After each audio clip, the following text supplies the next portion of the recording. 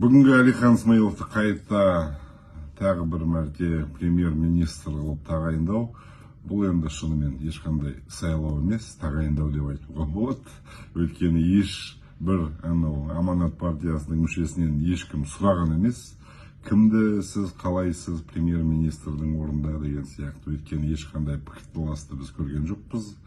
Ол баяғыдан шешіліп қойған нәрсе. Сондықтан депутаттар бүгін бірінші мәрте сезінген шығар, олардың даусынан, олардың пікірінен еш нәтиже шықпайтын. Олар бір әлгі пионер лагерге жиналған бір балалар сияқты болды. Өйткені вожатыйлары бар деген сияқты, өздерінің алдын ала кім қай жерден тамақ ішеді, немен айналысады, соны бәрі белгіленіп қойған азаматтар бар екен үсттерінде.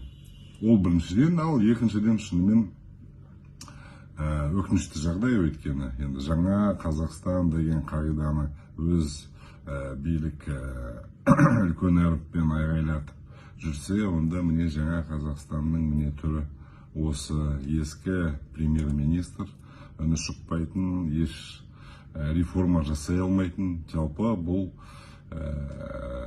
үлкен сигнал деп ойлаймын. Ескі премьерді қайтадан орнына қою, министрлар да аса өзгермейтін шығар. Ол не деген сөз? Ол Қазақстан елінде ешқандай реформалар, саяси болсын, экономикалық реформалар орын алмайды деген сөз.